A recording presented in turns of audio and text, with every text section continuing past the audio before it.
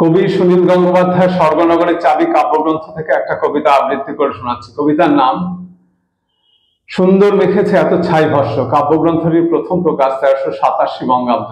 কবিতাটি আবৃত্তি করে শোনাচ্ছি। সুন্দর মেখেছে এত ছাই ভস্য, ভালোই লাগে না বুঝি পাহাড়ের পায়ে পড়েছিল নীরব গোধূলি। নারিকল হাস্য শুনে ভয় পেল ফেরার পাখিরা।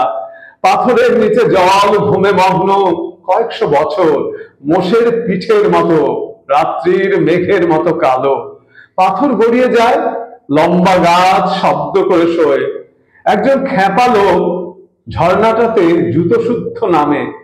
কেউ কোনো দুঃখ পায় না, চতুর্দিক এমনই স্বাধীন। সুন্দর রেখেছে এত ছাই ভস্য, ভালোই লাগে না। এই যে সবুজ দেশ, এর মধ্যে রয়েছে খয়েরি রূপের পাতলা আভা। তার নিচে গহন গভীর অ্যালুমিনিয়াম রাঙা রোদ্দুরের বিপুল তাণ্ডব। মনের ভিতর এত হাসিমুখ ক্ষুধার্ত মানুষ, যে জন্য এখানে আসা তার কোনো নাম গন্ধ নাই। সুন্দর মেখেছে এত ছাই ভস্য, ভালোই লাগে না। এখানে ছিল না পথ, আজ থেকে যাত্রা শুরু হলো। একটি সঠিক টিয়া নামটি জানিয়ে উড়ে যায়। বিবর্ণ পাতায় ছোঁয়া ভালোবাসা বিস্মৃতির ক্ষেত। পা ছড়িয়ে বসে আছে ছাগল চড়ানো বোমা ছেলে। উদাসী ছায়ার মধ্যে ভাঙা কাঁচ, নরম দেশলাই।